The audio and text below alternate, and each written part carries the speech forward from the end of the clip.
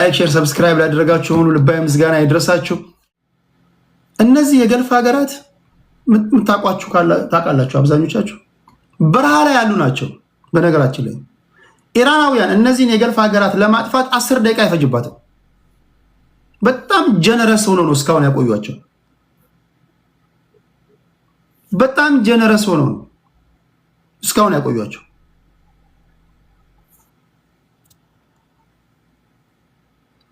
ኢራናውያን ተፈጥሮ ያደላቸው ናቸው።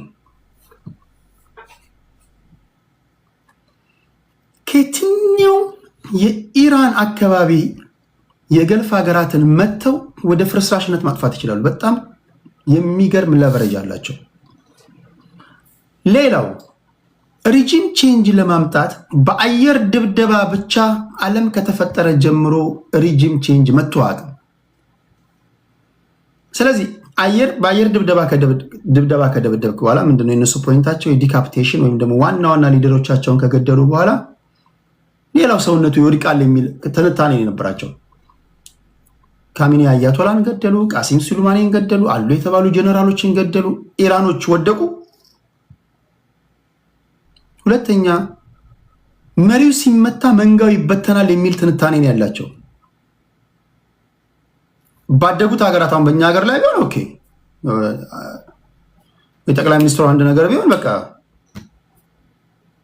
ወይ ሌላ ሀገር ላይ ለምሳሌ ሳዳም ሁሴን ሲገደል ወይ ሳዳም ሁሴን ሲያዝ ኢዝሊ ፕሮቴስት ስለነበረ መጀመሪያ ግራውንድ ላይ መፍጠር ስለቻሉ እግረኛ ወታደር መሬት እየመራ መንገድ እየመራ አስገባቸው። ሪጂም ቼንጅ መሬት ላይ ፕሮቴስት ካልፈጠራችሁ በስተቀር ሪጂም ቼንጅ ማሳካት አትችሉ በአየር ድብደባ ብቻ። ኦኬ በአየር ከደበደባችሁ በኋላ መሬት ላይ በሴራም ይሁን በምንም በምትጫወቱት የመጫወቻ ሜዳ ህዝባዊ አመፅ ማስነሳት አለባቸው። ዛሬ ኢራን ውስጥ ህዝባዊ አመፅ አለ። የአያቶላ ቀብር ላይ ስንት ሚሊዮን ህዝብ ነው የወጣው? መንፈሳዊ ሊደራቸውን ገለህባቸው ኢራናውያን ሌት አሉን አንተን መንገድ እየመሩ ሊያስገቡ ይቅርና ወደ ስዊዘርላንድ ለምን ሄዳችሁ እያሉ መሪዎቻቸውን እያፋጠጡ ነው። ይሄ ኤምኦዩ ሜሞራንደም ኦፍ አንደርስታንዲንግ ለመፈራረም ለምን ሄዳችሁ እያሉ ነው። በቶሎ ኒውክሌር መታጠቅ አለብን እያሉ ነው። እንዲህ እሳት ጎርሶ ያለበት አካባቢ ላይ እግረኛ ወታደር ይዘህ ትገባለህ?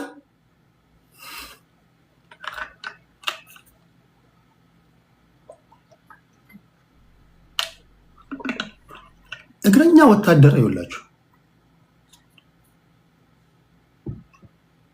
መሬት ላይ ያመፀ ህዝብ ካለ ነው። ያመፀ ህዝብ በሌለበት እግረኛ ወታደር የሌላ ሀገር እግረኛ ወታደር መንግስት ልቀይር ብሎ ከገባ ለታሪክ ነጋሪ አንድ አይቀርም። ዛሬ ኢራናውያን በተለያዩ ሚዲያዎች ሲናገሩ እንደምሰሙት እንደው መቼ ነው እግረኛ ወታደሮቻቸውን የምታመጡት እያሉ ነው። ስለዚህ ይሄ ጦርነት ምንድን ነው የሚሆነው?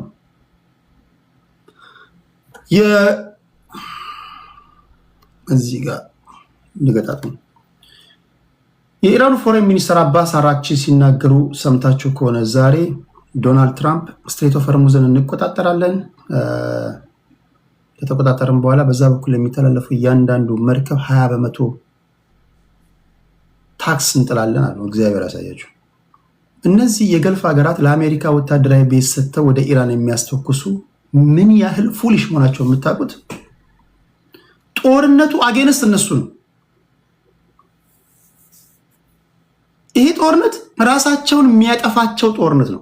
ሳውዲ አረቢያ፣ ባህሬን፣ ኳታር፣ ዩናይትድ አረብ ኤምሬትስ ኢቨን ትራምፕ እንኳን እንደሚለው ስትሬት ኦፍ ሆርሙዝን እንኳን ቢቆጣጠር 20% ታክስ ጥላለው ሲል 20% ታክስ የሚጥለው ከነዚህ ሀገራት የሚወጣ መርከብ ላይ ነው ማለት ነው። ቢሳካለት ማለት ነው። እድልዬ እንዴት ነሽ? እድል እብድ ነው።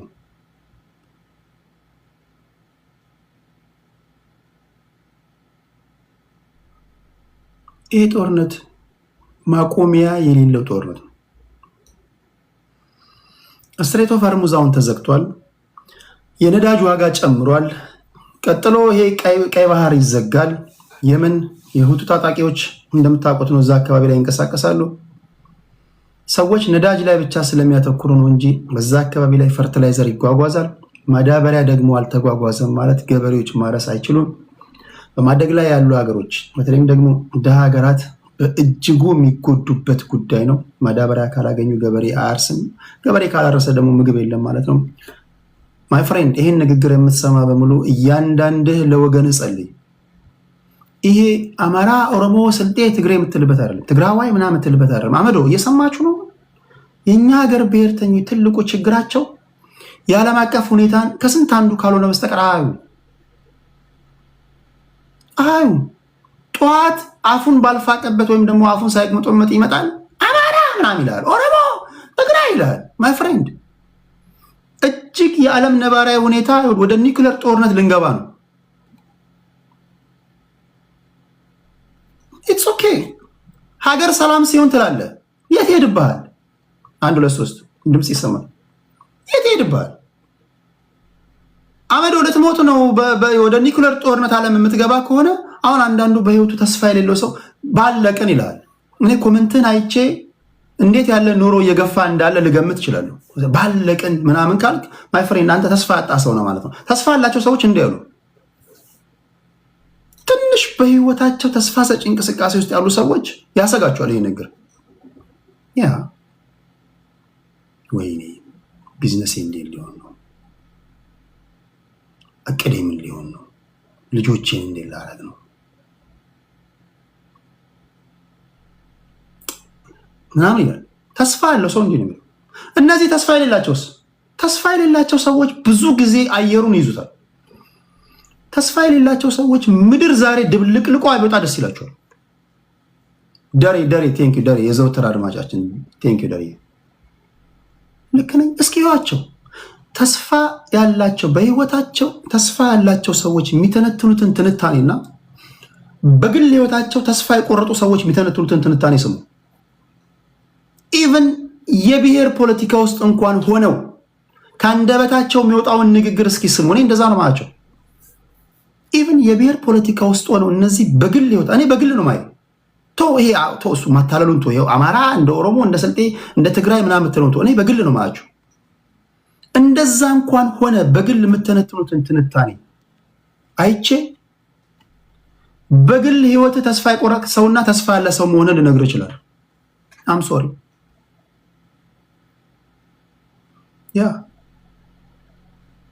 እነዚህ ትንሽም ብትሆን ተስፋ ያላቸው በግል ህይወታቸው ተስፋ ሰጪ እንቅስቃሴ ውስጥ ያሉ ሰዎች ፖለቲከኞች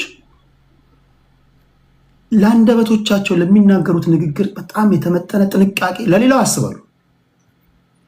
ምክንያቱም የነሱ ሰላም የሚረጋገጠው የሌላው ሰላም በመሆን ነው።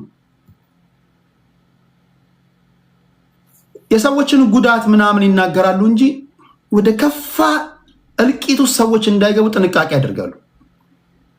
ራይት በጣም ኬርፉሊ ነው ወርዳቸውን ቃላቶቻቸው የሚመርጡት። ምክንያቱም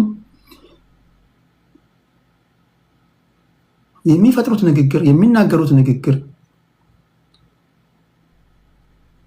አደጋ የሚፈጠር ከሆነ የነሱም ህልውና አደጋ ውስጥ ሊወድቅ እንደሚችል ስለሚያውቁ ማለት ነው። እነዚህ ተስፋ የሌላቸውስ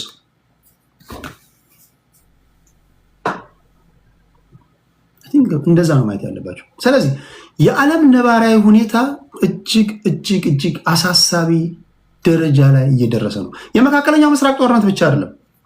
የራሽያና የዩክሬን ጦርነት ወደ ኒውክሌር ጦርነት የሚሄድ ቻንሱ ሰፊ ነው። ቭላዲሚር ፑቲን አውሮፓውያን ዩክሬንን መደገፋቸውን ካላቆሙ ወደ ምዕራብ ዩሮፕ መተኮስ ጀምራለሁ ብሏል።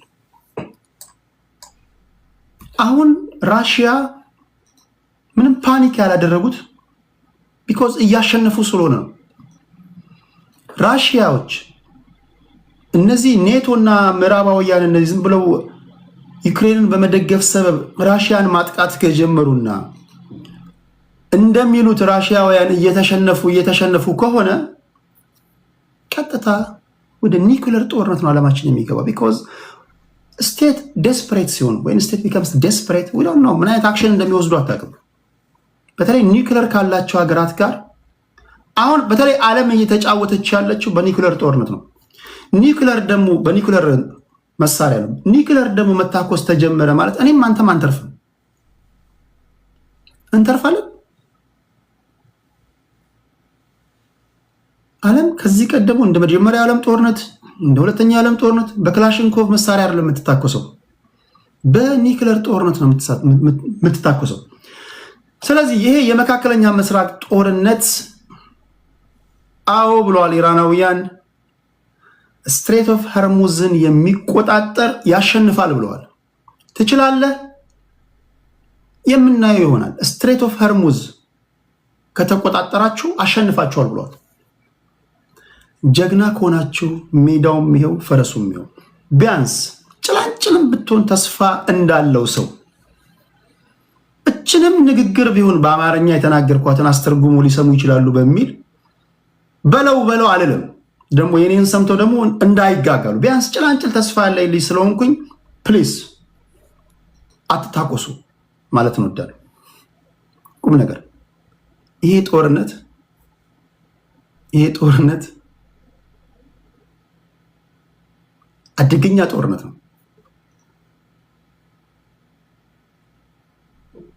ቀጣዮቹ 2 ወራቶች ለዓለም ሰላም፣ ለዓለም ኢኮኖሚ፣ ለሁላችንም ወሳኝ ናቸው። ከዚህ ውጪ የሰማችሁ ካላችሁ የዜና ምንጮቻችሁን የምትሰሟቸውን የምታነቧቸውን ነገሮች ድጋሚ ቼክ አድርጉ። ከኔ በተለየ እይታ ያላችሁ ነገር ግን እየሆነ ያለውን ነገር በአግባቡ የተረዳችሁ ከናንተ ጋር ባወራ ደስ ይለኛል። ለምን እኔ የደረስኩበት ያነበብኩት የተረዳሁት እዚህ ድረስ ነው። ከናንተ የናንተን አንግል ከናንተ ደግሞ ለመማር ከናንተ ደግሞ ለመስማት በጣም ፍላጎት አለኝ። በጣም የምፈልገው በዚህ ጉዳይ ላይ ከዚህ ቀደም ባክ ቱ ኖርማል ጀምረን ነበር። አሁን ተመልሰናል። አይ ቲንክ ተፈራረሙ ሲባል ኢስላማባድ ላይ ወደ ፓኪስታን ሄደው ተፈራረሙ ሲባል ትንሽ ቀዝቀዝ ብሎ ነበረ። ከዛ ወደ ስዊዘርላንድ ሄደው ተፈራረሙ ተባለ። ሳምንት አልቆየም እኮ ሳምንት አይደለም ሰዓታት አልፈጀም። ፈረሙ። ወደ ቴህራን የተመለሱ እያለ ቤንጃሚን ኔታንያሁ ምን እያደረክ ነው የሚባል ነገር የለም አለው። ትራምፕ ቀድጄዋለሁ አለ። በሰዓታት ልዩነት ውስጥ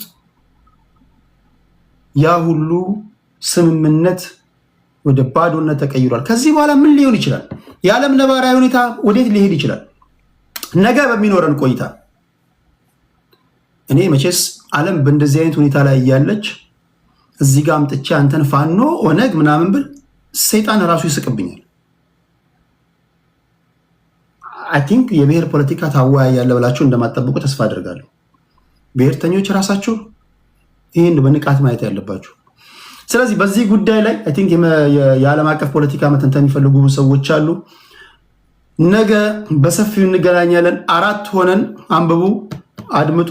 ከዛ የሰማችሁትን የተረዳችሁትን ተነግሩናላችሁ ለማለት ያህል ነው። ክብራትና ክብራን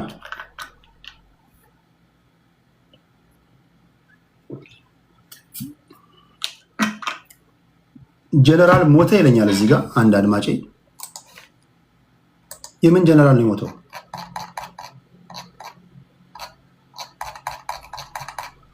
የምን ጀነራል ነው የሞተው? እሺ እስካሁን እዚህ ጋር እሺ። ክብራትና ክብራን እንዴት ናችሁ? ሁሉ ሰላም ነው ወይ? በዚህ ካሟሟቅን የራሽያና የዩክሬን ጦርነት ምክንያቱ ምንድነው? እሱንማ የራሽያና የዩክሬን ጦርነት ዩክሬን የኔቶ አባል ሀገር ሆናለሁ በማለቷ ያ ደግሞ ለኔ ኤግዚስቴንሻል ትሬት ነው በምትለው ራሽያ መካከል የሚደረግ ጦርነት ነው። ጦርነቱ ዝም ብሎ ለስም በዩክሬንና በራሽያ መካከል ይባል እንጂ ከዩክሬን ጎን ምዕራባውያን እንዲሁም ኔቶዎች አሉ። ስለዚህ ዋነኛው ጦርነት ምክንያቱ ዩክሬን የኔቶ አባል ሀገር መሆን አለባት የሚለው ነገር በራሽያውያኖች ዘንድ ቅቡልነት ስላላገኘ ነው። ምክንያቱም ዩክሬን የኔቶ አባል ሀገር ሆነች ማለት ለራሽያ የህልውና አደጋ ስለሆነ ማለት ነው። እሺ ክብራትና ክብራን እንዴት ናችሁ? ሁሉ ሰላም ነው ወይ? ሰላምታ አላበዛም። ዋና ዋና ነገሮችን ነግራችሁና ሰዓት ካለ ፖለቲከኞችን አስገብቼ እናወራለን። ኔታንያሁ ትራምፕን ያስገድለዋል። ሊንዚ ግራም ጋይስ ዲቲንግ ሊንዚ ግራም ታሞ ነው የሞተው ብላችሁ የምታስቡት? የልብ እንትን ሊንዚ ግራም የአሜሪካው ሴናተር ዩክሬን ሄዶ ወደ አሜሪካ ስመለስ ጌም ቼንጀር የሆነ ወሳኝ የተባለ ማዕቀብ ራሽያ ላይ እንዲጣል አደርጋለሁ። ዶናልድ ትራምፕ በመካከለኛ ምስራቅ ጉዳይ ላይ ኢራን ላይ የሚያደርገውን ዘመቻ አጠናክሮ እንዲገፋ ተጽዕኖ ወይም ደግሞ ጫና አሳድራለሁ የሚል ንግግር ተናግሮ ነበረ።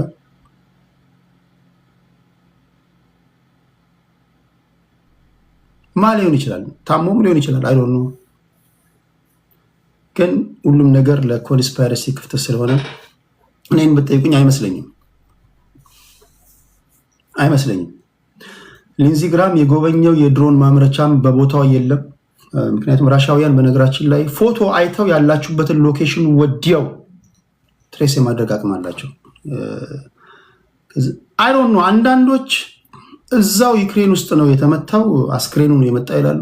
አንዳንዶች እዛው በአሜሪካ በሚገኝ በቤቱ ነው የተመታው ይላሉ። አንዳንዶች በልብ ነው ይላሉ። የሆነ ሆኖ ሁሉም ሰው የራሱን መላምት ነው የሚያስቀምጠው። አንዳንዱ ራሻዎች ናቸው ኬጂቢ ነው ምናምን ሊል ይችላል። እሺ ለማንኛውም ክብራትና ክብራን የመጀመሪያው ዜና ላይክ፣ ሼር፣ ሰብስክራይብ እያደረጋችሁ ሱፐር ስቲከር፣ ሱፐር ቻት ልክ እንደ ደረጀ እየገዛችሁ ደሬ ቴንኪው። አሌክስ አበሻ አሌክሳችን እንዴት ነህ? ዌልካም ባክ ቴዶ ቴንኪው ደሬ። እግዚአብሔር ውጪ መመኪያ የለንም ኢትዮጵያውያን። የስ ግን እግዚአብሔር ያው ጥንቃቄ ይጠብቃል፣ ማስተዋል ይጋርዳል ያለው በመጽሐፍ ቅዱስ ላይ በጾም በጸሎት ምናምን መንበርከክ አለብን። አረ እኔን በዛም ነው። እሺ ሌላ ጥያቄ አለ? የሞቶ ሰው በኢትዮጵያ ላይ ስንት ነበረ? ከግብፅ ጎን ቆም። እሺ የፋሲካ ጉዳይ መጀመሪያ እሷ ነበር የጠየቀችኝ። ከዛ እሷ ስትጠይቅ አይተው ሁሉም ሴቶች እየተነሱ የፍቅር ጥያቄን መልስ እያሉ አንዲትም አዛውንት ሴትዮ እንደዚሁ ጥያቄ ያቀረበችልኝ። ስለዚህ ማሰብ አለብን። የሰው ልጅ የሚጠይቅ መከበር አለበት። ማንም ሰው ሲጠይቀኝ እኔ በማክበር ነው መልሰው። ላስብበት ብያለሁ። አይ ዶንት ኖ በዙ አሁን 5-6 ምናምን ደርሶኛል። ላስብበት ብያለሁ። ዘግየት ብላችሁ ለገባችሁ ሰዎች እና እያሰብኩበት ነው። እናንተም የማሰቢያ ጊዜ ስጡኝ። በዚህ ብሔርተኞች ያዋክቡኛል፣ በዚህ በኩል የዓለም ነባራዊ ሁኔታ፣ በዚህ በኩል የዓለም ሙቀት መጨመር። ዛሬ በነገራችን ላይ ባለውበት አካባቢ 40 ዲግሪ ሴንቲግሬድ ነበራል። ቶሮንቶ 40 ሙቀቱ 40 ዲግሪ ሴንቲግሬድ።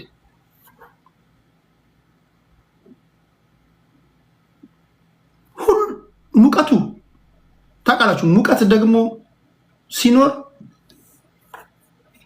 ብዙ ነገር ይለጠጣል። ያልጨመረ ነገራችን የለም። ሁሉም ነገራችን ጨምሮ ነው ያወለዛል። ኢቨን አይደለም እንኳን እኛ ቀርቶ ኤፍል ታወር ራሱ ፍራንስ ያለው ራሱ ህንፃው እንትኑ ብረቱ እሱ ራሱ ቁመት ጨምሮ አለው። ታውቃላችሁ ኤክስፓንድ አድርጓል። በውስጡ ያሉ ሞሌኩሎች ኤክስፓንድ ስለሚያደርጉ ብረቱ ረዘማሉ። ቻይና 42 ነው። በጣም ከባድ ሙቀት ነበረ። አይ ቲንክ ነገ ከነገ ወዲያ ለ3 ቀን ትንሽ እንትን ይላል የሚል እምነት አለኝ። በጣም ከባድ ሙቀት ነበር። 40 ማለት ዲግሪ ሴንቲግሬድ ነው። 40 ሂሚዲቲ በጣም ብዙ ነው አይደል? እስኪ ያላችሁ ሰዎች 45 46 ምናምን እጅግ በጣም ዩናይትድ አረብ ኤሚሬትስ 45 ነው። 48 ነው ዱባይ። ፋራናይት ነው ወይስ ዲግሪ ሴልሺየስ?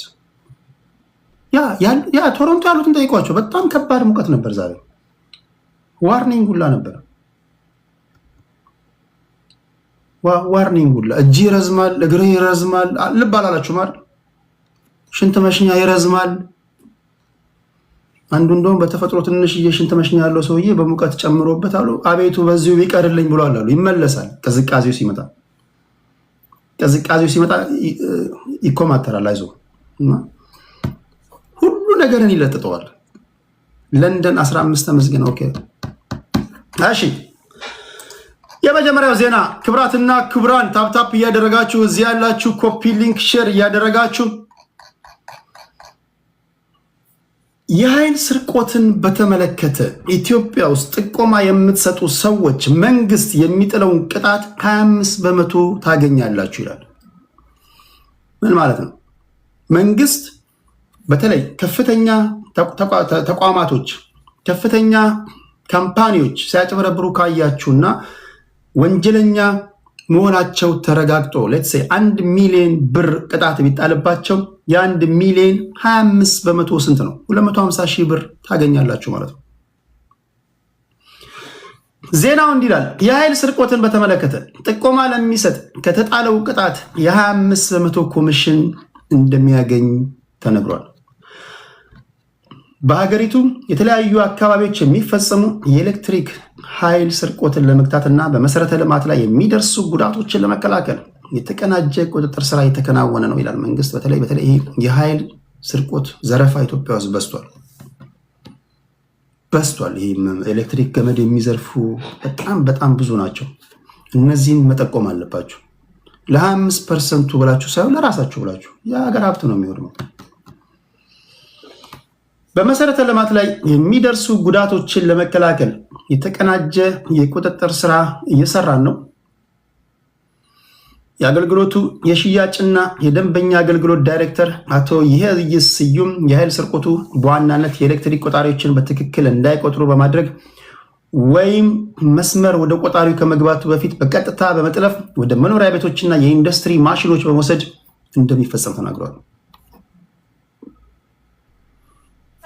ትላንት በዜና እየሰማው ነበር። አንዱ እንጀራ ጋጋሪ ያሉ ከሆነ አካባቢ መጥቶ ለዘላቂ ሰላም ስለ የመጣበትን አካባቢ አነግራችሁ በኋላ ብሔርተኞች እኛን ጠልነህ ምናምን እንዳትሉ፣ ብቻ ኢትዮጵያዊ ነው ከሆነ አካባቢ ከሆነ መጣ እንጀራ በመጋገር ስራ ላይ የተሰማራው 5 ዓመት ሙሉ እንጀራ ጋግሯል። 5 ዓመት ሙሉ እንጀራ ሲጋግር ግን ከዋናው መስመር ወስዶ ነው እና በኤሌክትሪክ ምጣድ ነው የሚጋግረው። ከዋናው ወስዶ ነው። መብራት አይመጣበት፣ ማገዶ የለው። ምን አለ እንዲህ እንኳን ወስዶ እንጀራ ምን አለ እንደው 2 ብር ቢሸጥ። የኛ ሀገር እኮ ስግብግብ ነጋዴ እኮ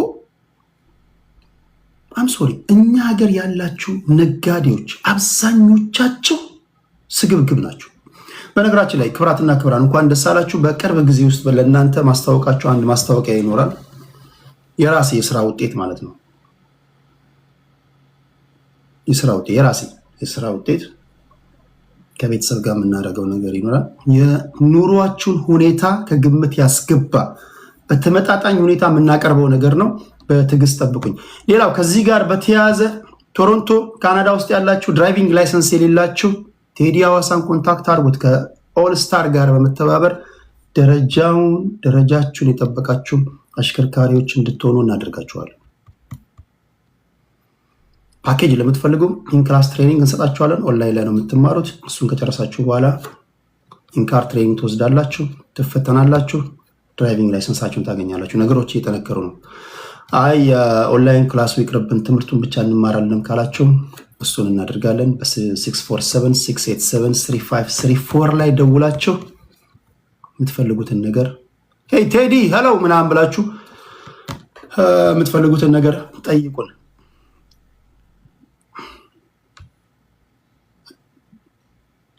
ቶሮንቶ ያላችሁ ጂቲኤ ግሬተር ቶሮንቶ ኤሪያ ውስጥ ያላችሁ መንጃ ፈቃድ የሌላችሁ ሰዎች መማር አለባችሁ። ቶሎ መያዝ አለባችሁ። ነገሮች የተካረሩ ነው። እሺ በ2017 በጀት ዓመት በተደረገው ከፍተኛ ክትትልና የቁጥጥር ስራ የኃይል ስርቆትን ጨምሮ ከባከነ ኃይል 259 ሚሊዮን ብር ተሰብስቧል። በዚህ መሰረት የኃይል ስርቆት ለሚጠቁሙ ደንበኞች የኤሌክትሪክ ኃይል ስርቆትን በዘላቂነት ለመከላከል ህብረተሰቡ ጥቆማ እንዲሰጥ የተደራጀ አሰራር አድርገናል ያለው መንግስት።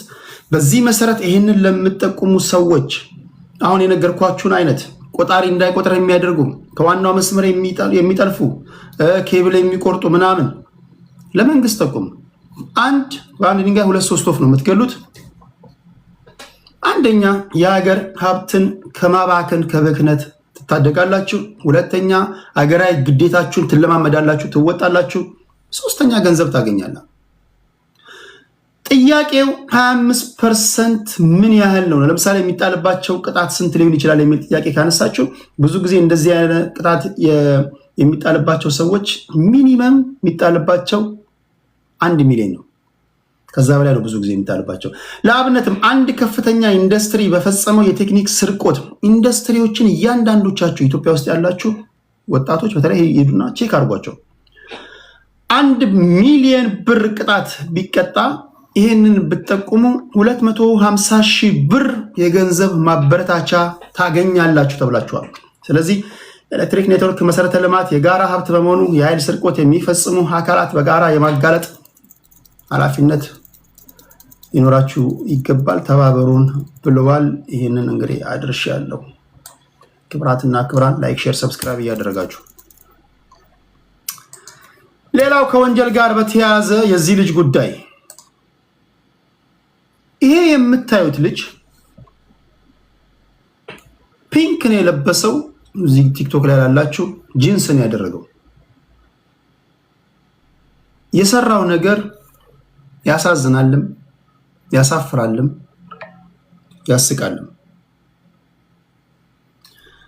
የምርጫ ቀን ስለሆነ መንግስት የለም በማለት ያስገድዶ መድፈር ወንጀል ፈጽሞ እጅ ከፍንጅ የተያዘ ጎረምሳ ነው። አረ እቺ ሀገር ወደ ህንድነት የተለወጠች ነው። አረ ይሄ በተለይ ደፋሪዎች አረ እየበዙ ነው። አረ ደፋሪዎች እየበዙ ነው። ልብ ለምንድን ነው የማትሉት? አረ ወላጆች ልጆቻችሁ ነው መጮህ እኮ አለባችሁ ጋይስ። ልጅ ያላችሁ የሌላችሁ እኮ መጮህ አለባችሁ። ልጅ ወልዳችሁ የት ልታሳድጉ ነው? አካባቢው እየተበከለ እኮ ነው። እነዚህ ጡንቻ ራሶችን እኮ ማሸማቀቅ አለባችሁ፣ ማጋለጥ አለባችሁ። ለምንድን ነው ዝም የምትሉት? ልምምዱ ከዚህ ከቲክቶክ መጀመር አለበት እኮ። እናትን እንዲል አርጋት የሚሉት እኮ ባክግራውንዳቸውን ብታጠኑ ደፋሪዎች ናቸው እኮ። እነዚህን ከማሸማቀቅ እኮ ነው መጀመር ያለባችሁ። ይኸውላችሁ እኔ አሁን እንደው እየመረጥኩኝ ምናምን እያመጣሁላችሁ ነው እንጂ ለቁጥር የሚያዳግቱ ዜናዎች ናቸው ያሉት። በየቀኑ ኢትዮጵያ ውስጥ የሚደፈሩ የህፃናት ብዛት። ነገ ልጆችን የት ልታሳድጉ ነው?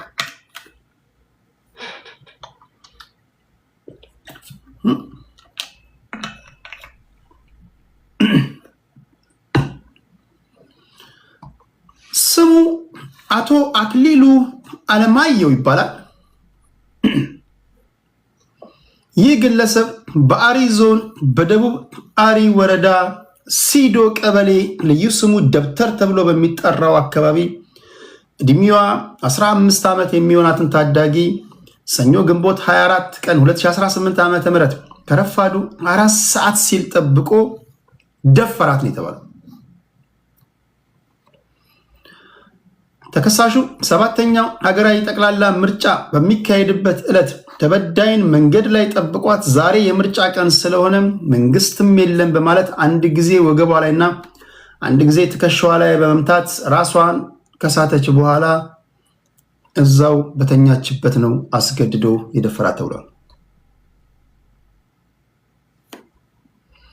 የወረዳ ፖሊስ ከህብረተሰቡ በደረሰው ጥቆማ መሰረት ብርቱ ክትትል በማድረግ ይህ የምታዩት ጎረምሳ በቁጥጥር ስር ውሎ የሰውና የሰነድ ማስረጃዎች በተደራጀ ሁኔታ ቀርበውበት ፍርድ ቤት ቀረበ። የወረዳው ፍትህ ጽሕፈት ቤት ሴቶችና ህፃናት ጉዳይ አቃቤ ሕግ ከፖሊስ መዝገቡን ተመልክቶ ክስ መሰረተ። የአሪ ዞን ደቡብ አሪ ወረዳ ፍትህ ቢሮ ኃላፊ አቶ በየነ ጉዶ እንደተናገሩት ይህ ክሱ የቀረበለት ይህ ጎረምሳ ጥፋተኛ ሆኖ በመገኘቱ በ12 ዓመት ጽኑ እስራት ተቀጣ።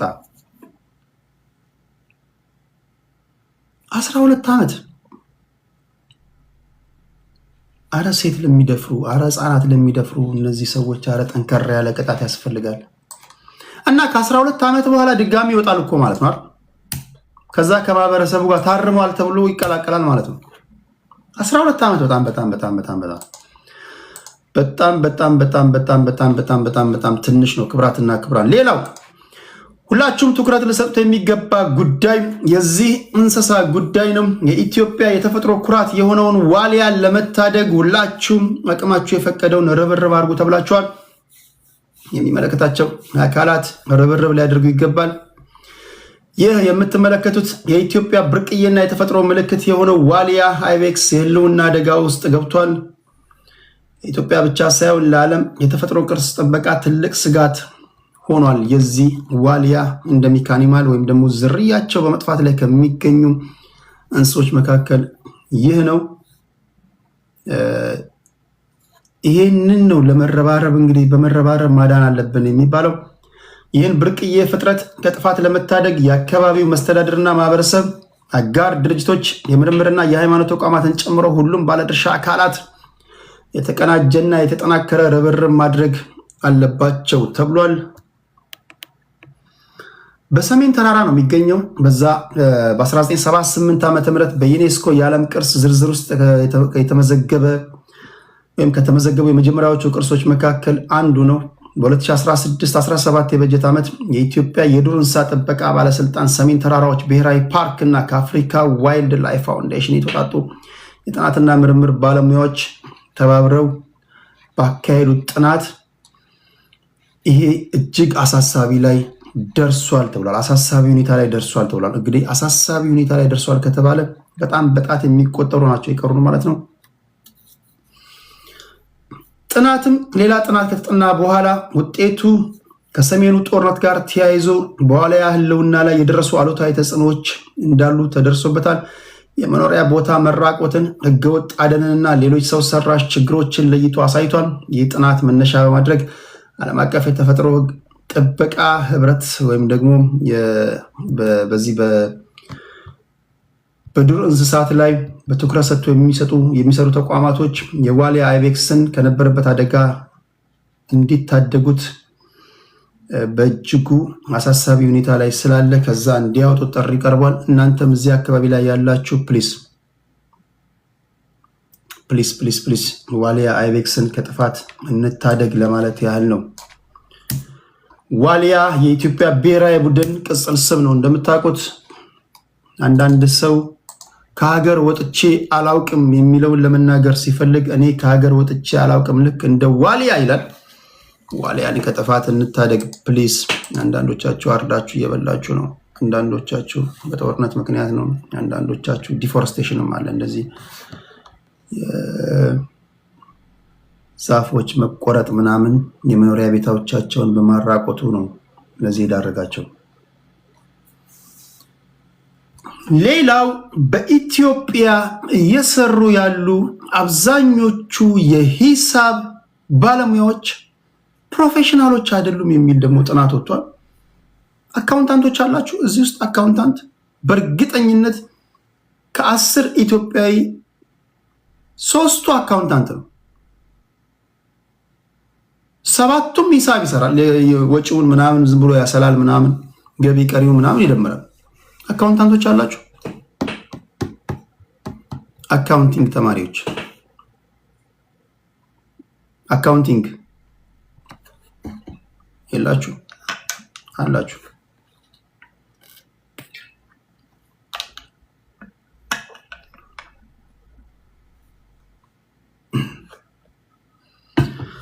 ሙያዊ ብቃት ያላቸው የሂሳብ ባለሙያዎች ኢትዮጵያ ውስጥ ከ500 ያልበለጡ መሆናቸው ትልቅ ድርጅቶች ባለሙያዎችን ከውጭ ያስመጡ ያሰራሉ ተብሏል። ኢትዮጵያ ውስጥ ይህን የተናገረው የሂሳብ ባለሙያዎች ኢንስቲትዩት ነው። ሙያዊ ብቃት የግድ እየሆነ በመምጣቱ 700 የሂሳብ ባለሙያዎች የትም ሄደው መስራት የሚያስችላቸው ዓለም አቀፍ መስመርቶችን ያሟላ ስልጠና ወስዷል የተባለው። ዓለም አቀፍ ማለት ካናዳን ብትመጡ የትም ብትሄዱ የትኛውም ዓለም ላይ ሂሳብ የምትሰሩበትን ወይም ደግሞ ታክስም ከሆነ ታክስ ከቁጥር ጋር የተያዘ ነገር የምትሰሩበትን ማለት ነው ደረጃውን የጠበቀ ፈተና ተፈትናችሁ ሰርተፊኬት ወስዳችሁ የብቃት ማረጋገጫ ያላችሁ ማለት ነው። ኢትዮጵያ ያሏት ከ500 ያልበለጡ ፕሮፌሽናል ባለሙያዎች ናቸው። ፕሮፌሽናል ማለት ከሀገር ውጭ ወጥቶ መስራት የሚችል ማለት ነው። አሁን እዚህ ጋር አዲስ አበባ የሚለው ስገምት አካውንታንት ነው፣ ግን የሙያ ምዘና ማረጋገጫ 10 ጊዜ ተፈትነው የወደቀ ነው። የዚህ ይሳደባል፣ ያስታውቃሉ።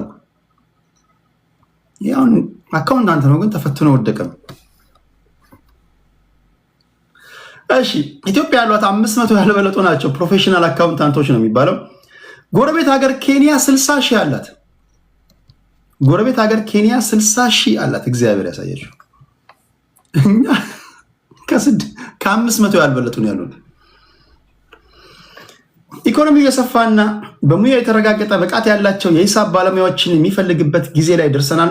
እያሰለጠንን ሙያ ብቃት ያለው ባለሙያ ማውጣት ካልቻልን ኢትዮጵያን ከገበያ ወይም ደግሞ ኢትዮጵያውያን ከገበያ ውጭ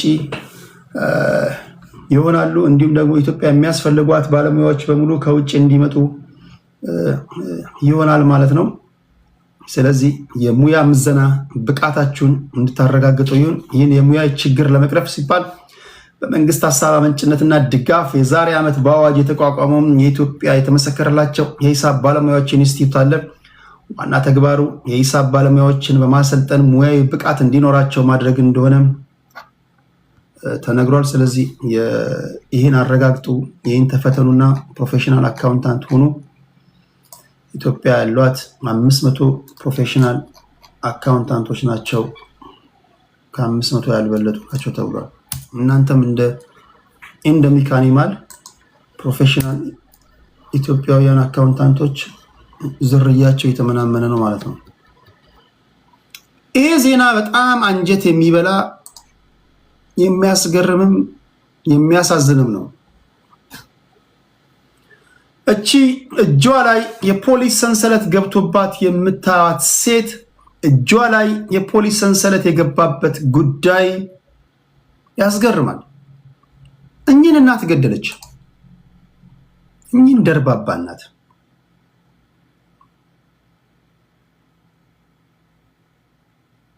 እቺ ናት የገደለችው። ገዳዋ እቺ ናት። ሟች እናት እኚህ ናቸው። አሁን ገዳዋን ላስቀምጥና ታሪኳን ላምብላችሁ። እንዲህ ከተጀመረማ በቃ አደገኛ ሁኔታ ውስጥ ልንገባ ነው ማለት ነው።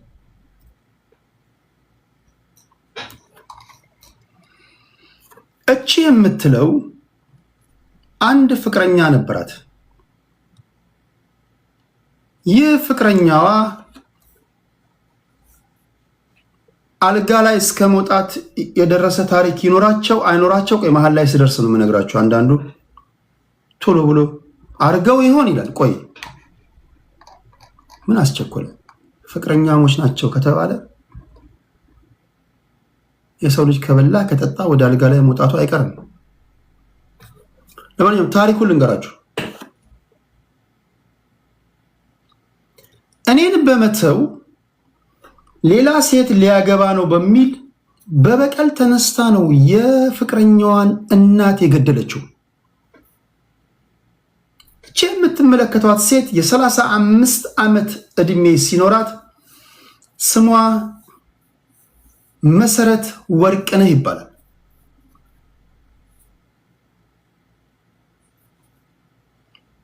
ማይ ፍሬንድ ከሴቶች ጋር አትቀልድ። እንደውም ሴቶች እኔ ሲመስለኝ ሴቶች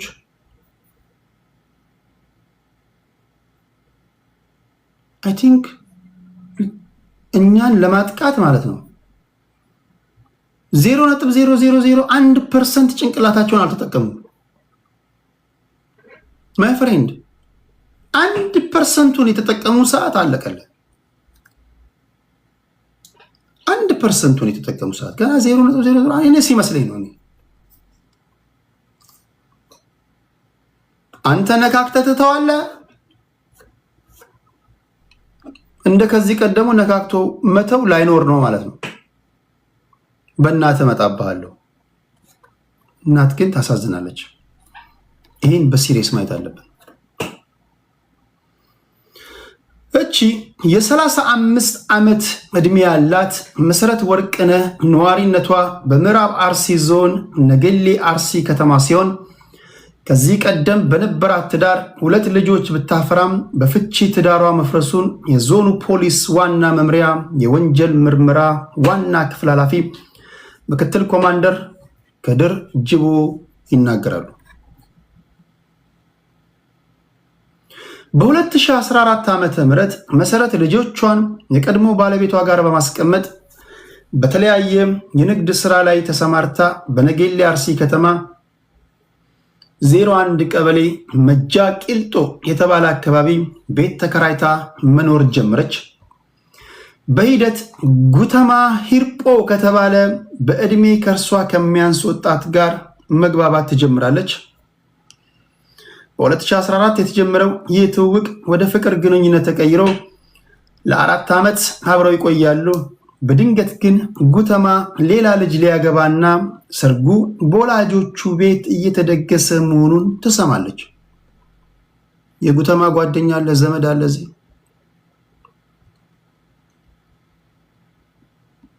4 ዓመት አብራ ከኖረች በኋላ ጉተማ ድንገት ተነሳና ከአንቺ ጋር የነበረኝ እኮ ግንኙነት እኮ የሙከራ ስርጭት ነው፣ ዋናው ስርጭት ያው ሊከፈት ነው፣ ዝግጅት የተደረገ ነው ብለው ሊያገባ፣ ዋናው ስርጭት ከቤተሰቦቼ ቤት ሊጀምር ነው ምናምን አላት መሰለኝ።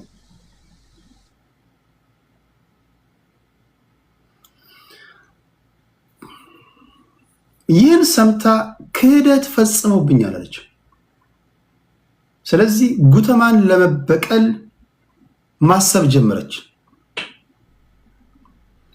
ሚያዝያ 22 ቀን 2018 ዓ.ም ምሽት 12 ሰዓት ላይ የጉተማ ሰርግ 1 ሳምንት ሲቀረው መሰረት በቀጥታ ወላጅ እናቱ ቤት በመሄድ የ60 ዓመት ወይዘሮ ሚሉኑ ሲፉ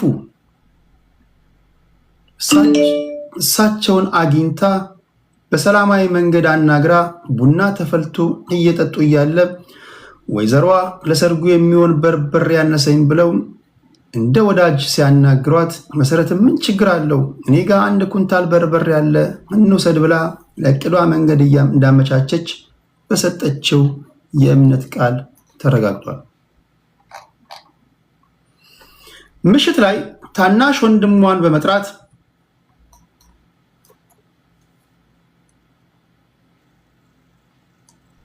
ወይዘሮ ምንሉ ሰይፉ በቀጥታ የተባለውን በርበሬ ለመውሰድ ይሄዳሉ። እዚያም ሲደርሱ ምግብ ቀርቦላቸው በመሰረት ቤት ከደረሱ በኋላ ማለት ነው።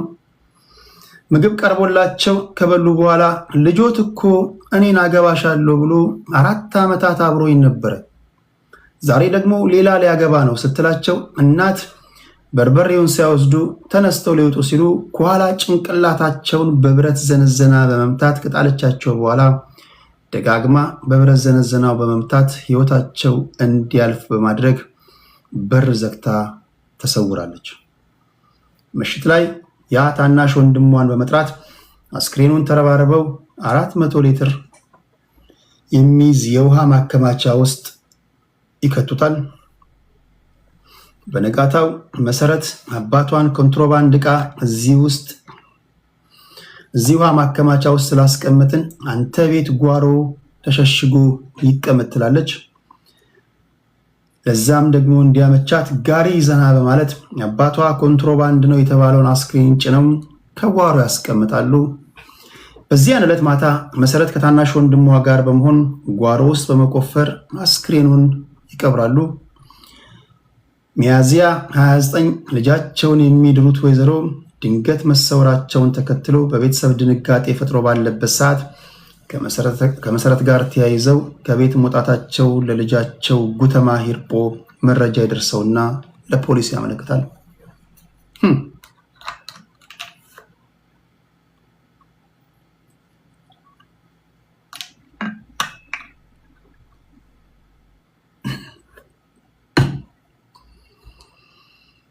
ፖሊስም መረጃው እንደደረሰው መሰረት ወርቅነህና ታናሽ ወንድሟን ዳንኤል ወርቅነህን በቁጥጥር ስር ያውላቸዋል። ተከሳሾቹ ድርጊቱን መፈጸማቸውን አምነው ቃላቸውን በመስጠት አስክሬኑን ቆፍረው ያወጣሉ። ፖሊስ አስክሬኑን ለምርመራ ወደ ኩየራ ስፔሻላይዝድ አጠቃላይ ሆስፒታል በመላክ የምርመራ መዝገቡን አያይዞ ይልካል። አቃቤ ሕግ የሰው መግደል ወንጀልና የተሰራ ወንጀል በመሸሸግ በእህትና ወንድም ላይ ክስ ይመሰርታል። ክሱን የተመለከተው የምዕራብ አርሲ ዞን ከፍተኛ ፍርድ ቤት ሰኔ 24 ቀን 2018 ዓ.ም በዋለው ችሎት እቺ የምትመለከቷት አንደኛ ተከሳሽ መሰረት ወርቅነህ አስቀድማ ሰው ለመግደል አስባ ተዘጋጅታ በብረት ዘነዘና ደጋግማ በመምታት ከገደለች በኋላ የፈጸመችው ድርጊት እንዳይገለጽና እንዳይታወቅባት በማለት በውሃ ማጠራቀሚያ ውስጥ አስክሬኑን በማስቀመጥና ክብር በሌለ ሁኔታ መቅበሯ ጨካኝ፣ ነውረኛና አደገኛ ነው በማለት በሁለት የክስ ማቅለያዎች በ23 ዓመት እስራት እንድትቀጣ ወሰንኩኝ አለ። ሁለተኛ ተከሳሽ ታናሽ ወንድሟና ተባባሪዋ ዳንኤል ወርቅነህ ወንጀል መፈጸሙን እያወቀ ወንጀል አድራጊዋን ከተጠያቂነት ለማዳን ይረዳኛል በማለት ያደረገው ነገር ሁሉ ወንጀል ሆኖ በመገኘቱ በ1 ዓመት ከ9 ወራት እንዲቀጣ ተወስኖበታል ተብሏል። ምክትል ኮማንደር ከድር ጅቦ ይህንን አድርሰውናል። ተባባሪ ወንድሟ በ1 ዓመት ከ9 ወር፣ እቺ ነውረኛ ሴት ደግሞ እንደሰማችሁት በ23 ዓመት።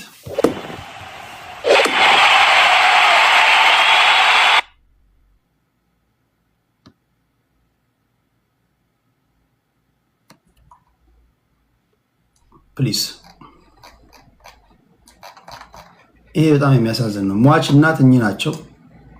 እኚህን የገደለችው በዘነዘና መታ። አይ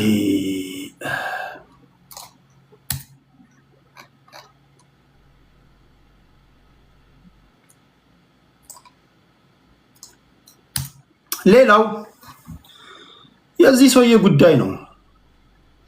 ይህ የምትመለከቱት አባት የ69 ዓመት አዛውንት ናቸው። የ12ኛ ክፍል ሀገር አቀፍ ፈተና ለመፈተን ገብተዋል።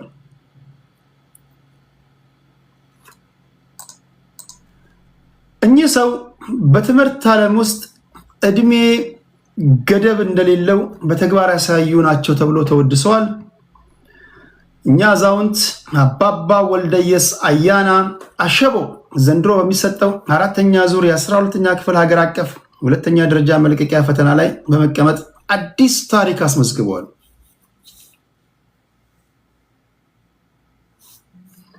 የሚታይ ነገር የለም። ቴዲ ሐዋሳ ዩቲዩብ ላይ ሰዎች ጸጥ ብለው እያደመጡ ነው። እዚህ ቲክቶክ ላይ ያላችሁ በኦዲዮ እያደመጣችሁ ነው። ዩቲዩብ ላይ ከመጣ በቪዲዮ ማየት ወይም ደግሞ በፎቶ ማየት ትችላለህ።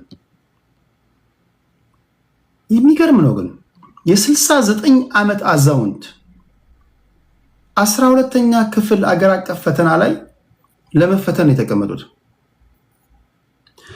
ይህ በደቡብ ኢትዮጵያ ክልል ወላይታ ዞን ቦሎሶ ሶሬ ወረዳ ልዩ ስሟ ደንጋራ ሰላጣ በተባለች ቀበሌ ተወልደው ያደጉት አባባ ወልደየስ ቀደም ሲል ማህበረሰባቸው በቀበሌ አስተዳዳሪነት ከ6 ዓመታት በላይ በታማኝነት እንዲያገለግሉ መርጧቸው ሲያገለግሉ የቆዩ ሽማግሌ ናቸው።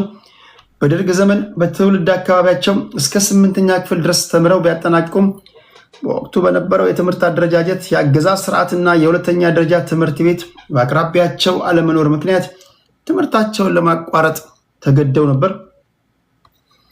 ይሁን እንጂ ለትምህርት ያላቸው ፍቅርና ቁጭት ሳይቀንስ ከረጅም ዓመታት ቆይታ በኋላ በ2015 ዓ.ም ወደ ገበታ በመመለስ ከ9ኛ ክፍል ጀምረው በመማር ዛሬ ለዚህ ትልቅ አገር አቀፍ ፈተና መብቃት ችለዋል የተባለው አሚን።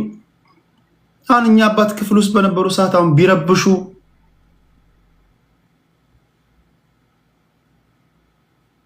ይቀጣ አይዊሽ እንደዚህ አይነት ጥያቄ በጠይቃቸው ደስ ይለኛል ባገኛቸው። ረብሸው አውቃሉ ወይ? አርፍደው አውቃሉ ወይ? ልክ እና እኛ እንደምንጠይቀው ማለት ነው። እንዲህ ያለ ጥያቄ። ለማንኛውም አባባ ወልደየስ የ6 ልጆች አባት ናቸው። አጨብጭቡላቸው እባክህ፣ አጨብጭቡላቸው። የ6 ልጆች አባት ሲሆኑ የቤተሰብ ኃላፊነትን፣ የማህበረሰብ አገልግሎትን ከትምህርት ጉዟቸው ጋር ጎን ለጎን በማያያዝ ማስኬዳቸው ይበልጥ አስወድሷቸዋል። እኩዮቻቸው ወደ ጡረታ በሚገቡበት እድሜያቸው እሳቸው ተምረዋል። መጽሐፍን አንገበው ወደ ትምህርት ቤት ሄደዋል። በር ሳይዘጋብኝ አረፈድኩኝ ብለው ሮጦ ገብተዋል። ጀላቲ ጠብተውም ሊሆን ይችላል። ላይብረሪ ገብተዋል፣ አንብበዋል፣ ተጠያይቀዋል፣ ኤክስ አግኝተዋል፣ ራይት አግኝተዋል። በቃ ተማሪዎች የሚያደርጉትን ነገር ሁሉ አልፈዋል። አሁን የሚሰሩትን የግብርና ስራ በዘመናዊ መንገድ ለማሻሻል እና በተሻሻለ ሁኔታ ለማምረት የሚያስችላቸውን ሳይንሳዊ እውቀት ለማግኘት ነው ትምህርት ቤት የሄዱት። ትልቅ ጭብጨባ ይገባቸዋል።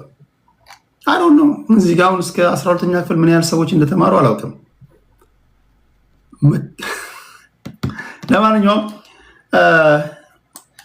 እኛ አባት በሶሻል ሚዲያ በሰፊው መነጋገሪያ የሆኑ ሰው ናቸው። ትልቅ ክብር ይገባቸዋል። ክብራትና ክብራን ለ1 ሰዓት ተኩል ለ1 ሰዓት ከ20 ነበር ዛሬ ያስኩት ፕሮግራሜ። 1 ሰዓት ከ40 ቆይቻለሁ። ያላነሳኋቸው ብዙ ጉዳዮች አሉ። በተለይ በመካከለኛ ምስራቅና በዩክሬን ራሽያ በዓለም አቀፍ ትንታኔዎች ሰዓት ወስጃለሁ። ነገ በጊዜ እገባለሁ። ታፕ ስላደረጋችሁ፣ ኮፒ ሊንክ ሼር ስላደረጋችሁ ቲክቶክ ላይ ትንሽ ቆያለሁ። አለቃም ነበሩ እኚህ ሰው የሚልም አለ። አታካብድ ማስረሻ ሰጤም ባችለሩን ዝቋል። እሺ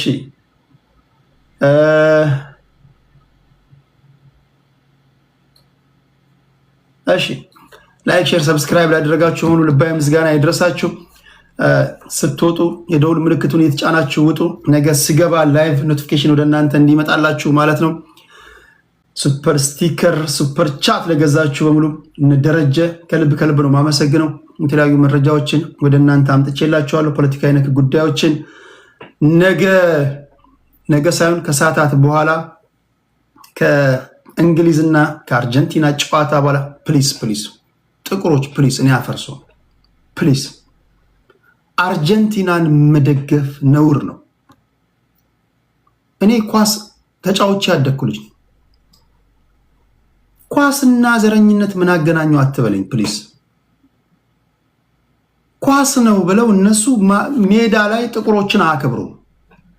እየተናቅ ለጥቁሮች ዋጋ ከፈልኩኝ አባቶቼ እናቶቼ የምትል ፕሊስ አታሳፍረን እባክህ። እነሱ የሚንቁ በእግር ኳስ ሜዳም ጭምር ነው። ሜዳ ላይ ነው የሚንቁ የሚጠየፉ። ስለዚህ ከተጠየፉ ተጠየፋቸው። ቆፍጠን በል ሜሲ ምናምን አትበል። ምን ለማለት ፈልጌ ነው? ፕሊስ አርጀንቲናን አደግፍ እንደው በስህተት። እኔ በጨዋታ ረገድ እንግሊዝን ደግፌ አላውቅም። እንደ ነገ ግን እንደ እንግሊዝ እንዲያሸንፍ የተመኘሁት ክለብ የለም። እንደ አርጀንቲናውያን ዘረኛ ኢቨን ሜዳ ውስጥ እያያችሁ ነው። ሜዳ ውስጥ የሚያደርጉትን እያያችሁ ነው። ጥቁሮች ላይ እንዴት እንደሚሳለቁብን ሜዳ ውስጥ፣ አሜሪካ ሜዳ ውስጥ የዓለም ዋንጫ ላይ ፕሊስ። አሁን ኢኦቲሲ ወርልድ እንደዚህ ቻለች ወይ እንደዚህ ያለ ሰውዬ እንደዚህ ቢጠሉ ችግር የለውም። እንደዚህ አእምሯቸው ላይ ብሎ ነው የታሰሩ። እንደናንተ ያሉትን ቢጠሉ አም ኦኬ። እኛን ግን አይወክልም። ፕሊስ ቀብራራ መሆን አለብን አይደለ? ቆፍጣና መሆን አለብን። ከጠላን ትጠላለህ መልሰህ። ይቀልዳሉ እንዴ እንጂ እየጠላ እየናቀህ ምናምን አርጀንቲና ምን አንዳቱ ነውር ነው። ፕሊስ እሺ፣ ሁላችሁንም ከልብ አመሰግናለሁ። ድል ለእንግሊዞች ይሁን ለአናብስቶቹ ይሁን ለሶስቱ አናብስቶች። ከሰዓታት በኋላ ጨዋታው ይጀምራል። እሱን ከተመለከትኩኝ በኋላ ፈረንሳይ አስገርሙኛል። ፈረንሳይ በፍጹም የሚገርም በፈረንሳይ እግር ኳስ ታሪክ ይህ ስብስብ ዋንጫ ለማንሳቱ በጣም ያስገረመኝ። ፈረንሳይ ከዓለም ዋንጫ ወደ ፍጻሜ ሳታልፍ የዓለም ዋንጫን ሳታነሳ በመቅረቷ በስፔን ተሸንፋለች። በጣም የሚገርም ነው። ከሰዓታት በኋላ የሚደረገው የእንግሊዝና የአርጀንቲና ጨዋታ ምን ይሆን የምናየው ይሆናል። መልካም ጨዋታ ይሁንልን ለሁላችሁም። ስለነበረን ቆይታ ከልብ አመሰግናለሁ። እግዚአብሔር ከክፉ ይጠብቃችሁ። ቲክቶክ ላይ ትንሽ ይጫወትና ከሰዓታት በኋላ እንገናኛለን። ቻው ቻው።